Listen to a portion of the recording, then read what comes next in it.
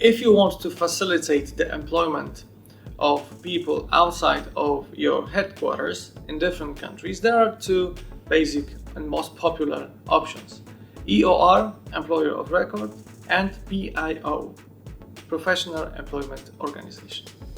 What is the difference between them? They are sometimes mixed, but those are slightly different services.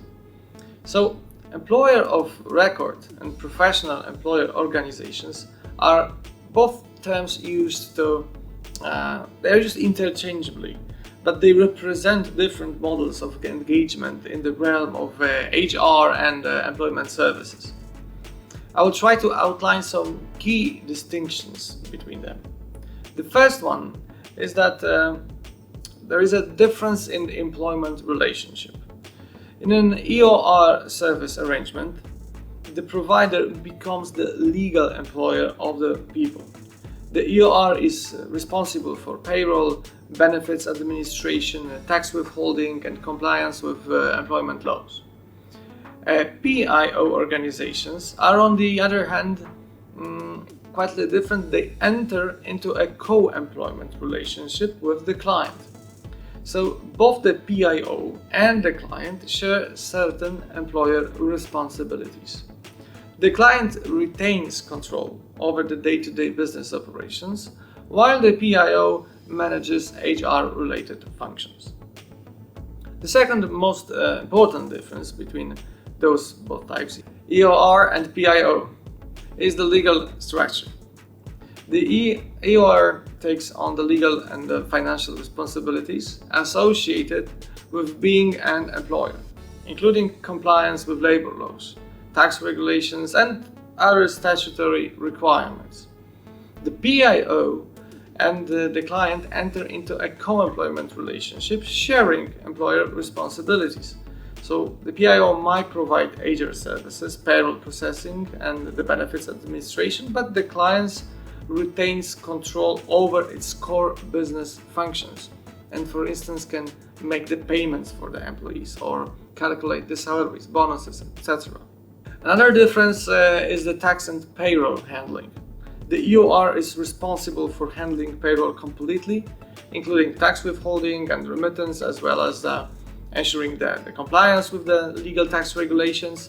The PEO handles payroll processing themselves, and also they administrate the tax. In a PEO model, the tax identification number used for payroll might be that of the PEO, but also might be that of the client. So the client can have its own entity, and PEO is only helping with payroll. But with EOR, it's only the EOR who is having the legal entity. Also, there might be a difference in control and management. The EOR usually takes on legal and administrative aspects of the employment, but is not engaging in the regular operations of the employee and do not handle client's control, do not go into client's control of the employee. So day-to-day management and operations of the workforce belongs to the client. And in this case, if there is a POI agreement, it might be slightly different because usually professional employer organizations also influence heavily HR-related functions, such as benefits administration or HR policies, for instance. They can also do some trainings for the employees. So PEO is slightly broader term and gives more services, basically. Also, the duration and flexibility is one of the different things between those services. EOR can be used for short-term or long-term arrangements, providing flexibility for business entering new markets or managing this business in the temporary basis on a given market. PEO, on the other hand, are often long-term and co-employment relationships. So they may consume more time and then might continue over the extended period of time, because PEO service provider usually becomes a kind of a local partner in the business. So to sum up, while both EOR and PEO models involve outsourcing of HR functions, the key difference lies in the employment relationship.